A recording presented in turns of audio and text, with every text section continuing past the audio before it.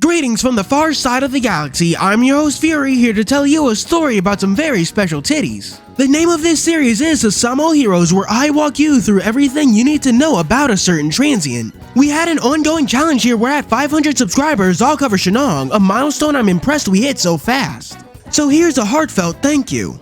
At 1000 we're covering the Hakenshi, or the Exiles, so do be sure to like and subscribe. Remember that I do these videos by request, so do leave whichever transient you want next in the comments below. Today is Housamo Heroes, the depressed doctor diagnosing disaster and dealing damage, Shennong. Here's your spoiler warning for chapter 10 alongside the virtual summer memory event. Shennong is a bull transient from Housamo, the world based on Chinese mythology. He's a doctor by trade, specializing in herbal medicine and battlefield aid. He makes medicine by hobby, and like a 5-year-old, he tends to just put things in his mouth to see if they're poisonous. He also enjoys farming, which is where he grows most of his herbs. Shennong was a member of the Warmongers, one of the 3 true guilds led by world representatives. Although it's worth noting that he isn't a world representative himself. Rather, he worked under Tezcatlipoca Penitentiary in the Biochemical Warfare Corps, but it was really just a school nurse. I say was a member of the Warmongers because he left after Penitentiary's fall and has now tied himself to Shinjuku Academy. He's still listed as a warmonger, but he's definitely not taking orders from them anymore. And briefly, during the virtual summer event, Shennong was actually a summoner. We don't know his rule or role, but to be fair, the same could be said for most transients. Unlike most, however, Shennong actually has 2 sacred artifacts in his possession. The first is his viscera, which is just a fancy way of saying his organ juices and whatever. It has the ability to function as a sort of alchemy table, producing cures and poisons which he injects using his syringe. Holy shit, that's actually like incredibly disgusting. Ugh. His second sacred artifact is thankfully not one of the most disgusting things in this entire game. You can see it in his normal 4-star, it's that red wavy thing in the background.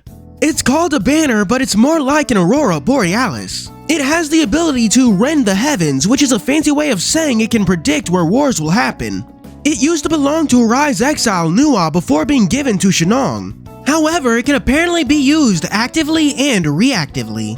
Nuwa used it to destroy Horai, rending the heavens by waving it around, forcibly foretelling a war to come. Shennong, on the other hand, let the flag do its own thing so he could rush out to the battlefield and give aid. A lot of the details line up with the mythological Shennong, who I'll get into now.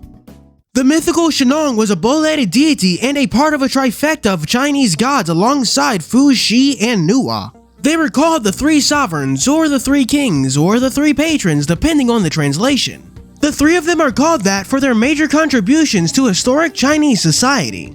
You might have figured from his in-game lore, but the mythical Shennong earned his place for teaching medicine and agriculture.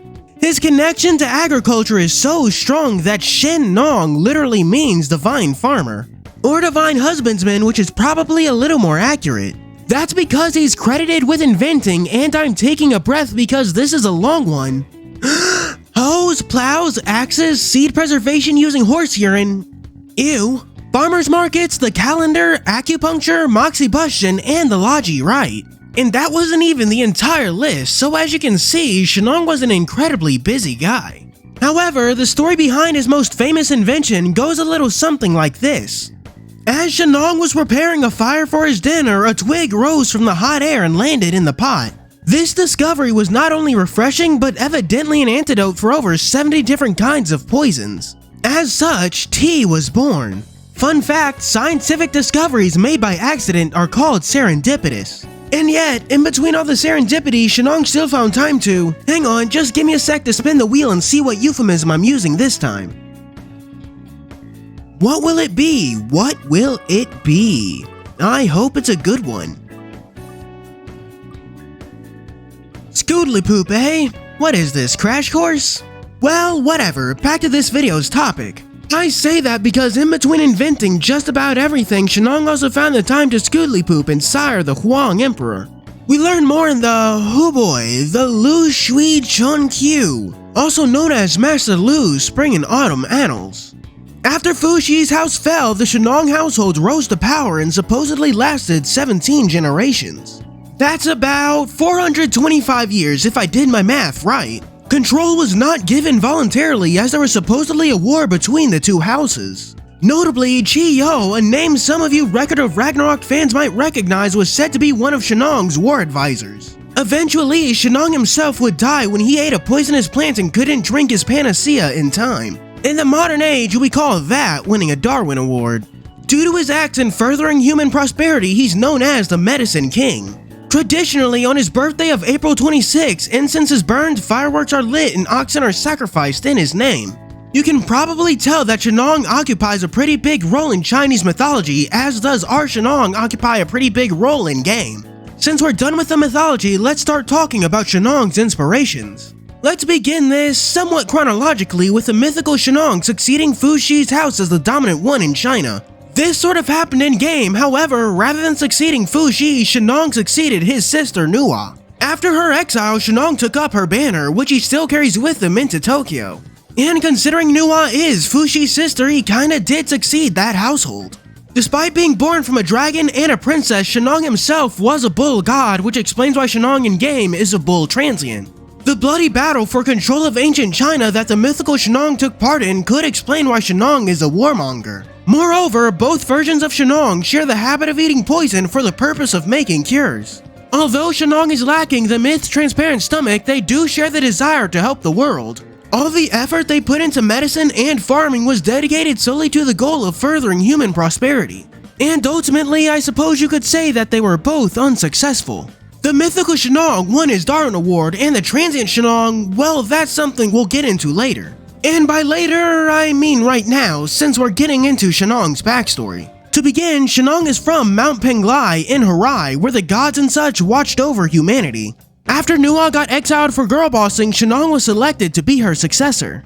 Likely because his desire to help people ensured Nuwa's artifact wouldn't be used for mass murder again. That didn't mean he didn't use it. Like I said, Shennong used the artifact reactively. He headed out to wherever it waved to administer aid, but sadly all of his efforts fell short. His body giving out from all the work, lost and dejected with his failure, Shennong was finally transported to Tokyo. From here we know he joined the warmongers working under Tezcatlipoca at Penitentia Academy. We don't know too much about what he did at Penitentia other than run the infirmary. It's around this time that we catch up to Shennong in game. Our summary begins right in the middle of chapter 10 after the player collapses from Yasuyori's training. They wake up in... Todd, is that you? Anyway, Shennong explains that Yasuyori is trying to push the player away since Penitentia is a place for people without anywhere to go. The next time we see him, it's when he dishes out most of his backstory, detailing the endless war of his home world of Harai. Even with Nuwa gone, people still went to war and Shennong was unable to save them. We cut back to reality after the player gets the snot kicked out of them by giants and they end up back in Shennong's infirmary. He mentions how the player's naive tenacity reminds them of someone, but he doesn't say who. Things pick back up with the player still in the infirmary and Shennong still refusing to let them go. After he gives Yasuyori some medicine for his nightmares, later that night the player sneaks out. It doesn't really work because Shennong finds them anyway and a battle begins. And I swear to fuck, this is one of the hardest battles in the game, but whatever, it's not really that important. Before the fight can reach a proper conclusion, Tezcatlipoca's honor guard catches up to the player and Shennong. It would have been the end if not for Jacob doing something. I don't really understand how his artifact works, let alone what he did. During the battle against the honor guard, Shennong recognizes Nuwa's rule from the player's sword before Tezcatlipoca intervenes. Possessing Shennong's body, he leads the good guys all the way to his command room before sending them all to his mirror world.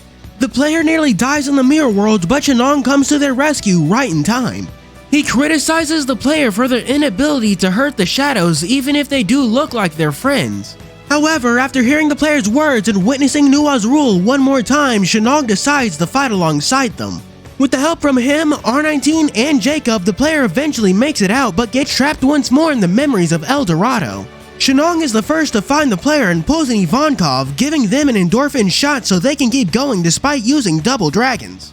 With the aid of Yasuyori, he reveals Tezcatlipoca's sealed memories, creating an opening for the player and Shiro to win the day. The last we see of Shennong in the main quest is him accepting his new job at Shinjuku Academy as the school's nurse. That's where Shennong's role ends in the story so far, as it's been translated. Shennong's role in the story strikes me as being very similar to Horikyu Kamui's. They both take on a parental role, literally nursing the player back to health and deciding on being their sidekick. I suppose that makes sense because the Warmongers are supposed to be a dark parallel of the Berserkers. The Berserkers fight for sport and the Warmongers fight for blood, parallels, you know? Shennong will almost definitely appear again, and maybe we'll get to see if he's actually a part of the summoners in the main quest. I say that because one of his units is actually listed as being a summoner, but that's something I'll get into later. And by later, I mean right now, because right now we're talking about his units. Shennong has 3 units, 2 normal and 1 limited per the usual. Let's begin with his wood attribute spear type 3-star. His first skill is Poisoner, which has a 70% chance of giving everyone poison in a 2-square diamond radius at turn start. He also gets a damage buff for poisoned enemies to make the skill pretty good. Next, Antibody Generator applies Poison Reversal to all allies when he's moved on turns by 3 at 80%. It also makes him immune to all kinds of poison. So, not only is Shennong a good attacker, he's also a good support, and we're only at his second skill. His 3-star's third skill, Propagator of Plenty, is also pretty good. After moving, he applies Nourishment to adjacent allies at 100% and Tenacity to himself at 90%. I'm surprised that more healers don't get Tenacity for extra staying power, but I'm glad that Shennong is the exception. And finally, Bearer of the Flag gives Shennong evasion at 100% and up to 1000 HP after moving on turn 1. While I don't like how it's tied exclusively to turn 1, evasion is still evasion, so this skill is pretty good. His 4-star is Valiant type, which makes sense due to Valiant being the attribute associated with units whose power comes from a specific source. That source is Nua's Rending Aurora in this specific instance. His 4-star keeps Prisoner and Propagator of Plenty, but his second and fourth skill are new. His second skill, Antibody Factory, makes it so that Poison Reversal is applied after moving on every turn after the first at 90%. When Poison Reversal is how he does most of his healing, a skill that increases how often it procs is super useful. His new fourth skill, Heriter of the Flag, is pretty snazzy. After moving, he applies Evasion and heals up to 1000 HP to himself and adjacent allies. However, those effects are only applied after moving on turn 1. Like I said for the 3-star, I don't really like it only being available for turn 1, but evasion is still evasion. His normal units are surprisingly good, able to fill out the role of both healer and attacker, which frees up other slots. Now we're at Shennong's limited unit from the virtual summer event. The basic rundown of the event is that the player and friends are stuck in Otohime's undersea palace where fighting is banned. Thus, they disguise their violence as dancing to get around this limitation. Slight side note, this is the 3rd time we've covered a transient that had a limited unit from that event. Shennong uses a kind of sword dancing from China called Jianwu that was popular in the Tang Dynasty. Despite the art, this unit is actually a grass type 5-star with a long slash range. Its first skill, Toxic Presence, stacks Fatal Poison to hit units at 90%, applies regular poison at 100%, and deals extra damage for both kinds of poison. Fun fact, Fatal Poison is one of the rarest statuses in the game with only 3 units capable of using it. And Summer Shennong is the only unit in the entire game capable of inflicting the stackable kind. Impetuous Sunshine, his second skill, gives him Arousal at 80% and Acceleration at 40% after being hit. I don't like how it's after being hit, but Arousal is a pretty good thing to have. Enthralling Dance is his 3rd skill. In a 2-square diamond radius, he applies Charm at 30% and Dazzle at 70%. Dazzle is whatever, but that is a huge area for hitting Charm, which is fantastic. His final skill is Medicine Bomb, which does a lot. At phase start, it removes debuff to himself and allies in a 2-square diamond radius at 100%. It then applies poison to every ally in a 2-square diamond radius at 100%. And then it applies Poison Reversal at 90% to allies 1 square around him. And finally, after attacking, he heals up to 500 HP to allies 1 square around him at 80%.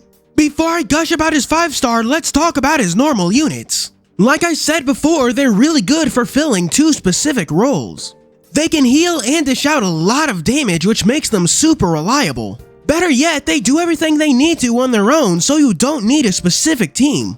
However, if you really want to optimize it, use Astaroth or Beachside Volos, I guess. Neither his 3 or 4-star are bad units, and yet his 5-star is somehow even better. Its biggest weakness is that it's long slash, because if it was wand, he'd be busted.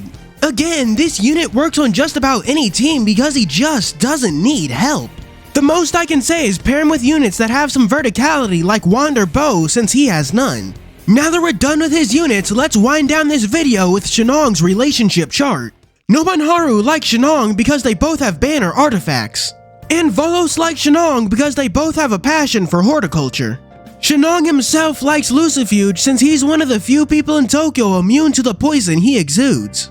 Shennong also likes Yasuyori, although I suppose it's more like pity for the Akenshi's circumstances. On the flip side, Hakumen dislikes Shennong since he was the one who inherited Nua's artifact.